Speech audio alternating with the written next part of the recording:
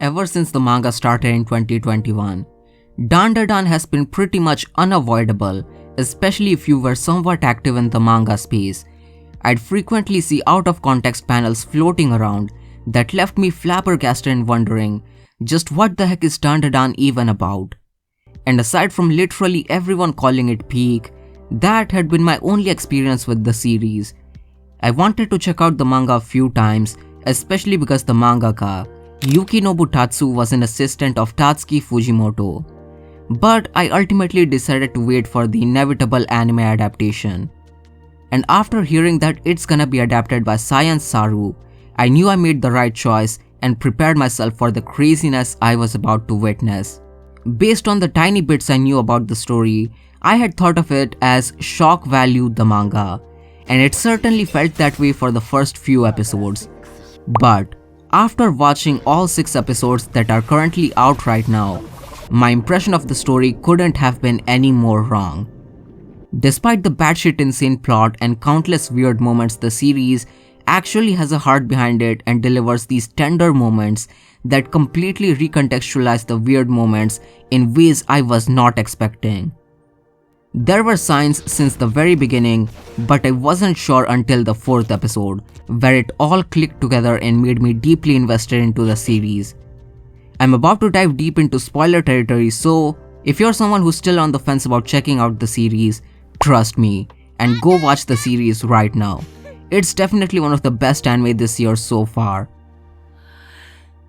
Turbo Granny asking to gobble the weenie is easily one of the most iconic panels of the manga, and after finally seeing it in the first episode of the anime, along with other crazy things, I thought that all of this was just for the sake of shock value to keep the audience's attention for the first few chapters. Then it slowly sinks in that the entire first half of the manga is dedicated to getting Okarun's weenie back. And the conclusion to this crazy ass plotline was actually a tragic and heartfelt story about an old lady consoling young girls who tragically lost their lives. I really thought that Granny was just a joke, but after the 4th episode, it's finally revealed that the reason she goes around cursing weenies is because she wants to take revenge for these girls and prevent similar tragedies. In the first episode, there's this one scene that always felt odd to me, and it was Turbo Granny coming out of Okarun's phone to save Momo from the aliens. At the time, I thought it was just a lazy way for Okarun to get there and save Momo because he's the protagonist, but the situation ultimately ends with Momo saving herself with a bit of help from Turbo Granny and Okaru being pretty much useless for the fight despite some great characterization and show of courage.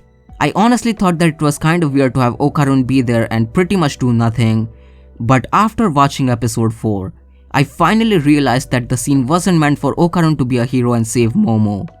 It was instead meant to show Turbo Granny doing everything she can to save another victim by biting off alien bananas. Turbo Granny is unironically one of the best characters so far, and I really wasn't expecting that at all. I'm excited to see her as part of the main cast now that she's in the cat, and it also gets me wondering what the author plans to do with the aliens. There's a chance that they remain as one-time encounter with creepy aliens, but I feel like the author has further plans for them. Based on what I've seen, the author really loves writing heartfelt stories that stem from random low-LXD character traits and fleshing them out. It's kinda similar to Tatsuki Fujimoto's writing style, and honestly, I'm a massive fan. Plus, I really wasn't expecting an actually well-written romance in the story. I genuinely didn't expect the story to focus so heavily on the romance and not the kind where nothing happens for 300 plus chapters. Can you guess which series I'm talking about? But yeah, both leads are very insecure about things, but they still make an effort to talk honestly with each other, and it's just so damn refreshing. I really loved Okarun trying to have an honest conversation with Momo and asking her why she's ignoring him instead of jumping to conclusions and dragging things out. Same with Momo sincerely apologizing to him later on in the 5th episode. Both leads are extremely lovable dorks, and it's really easy to get invested in their relationship. Plus, the incredible voice acting adds a ton of life into their characters. I honestly can't imagine myself loving the series as much without the voice acting. Lastly, I have to say that Science Saru completely blew me away with the production quality.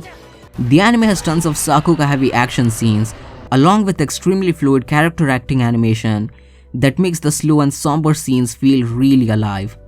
And the amazing direction perfectly ties everything together into one of the best anime adaptations of this year. From the crazy art direction to the frankly insane color palettes and music choices, everything works in tandem to deliver one of the coolest and most artistic anime this entire year.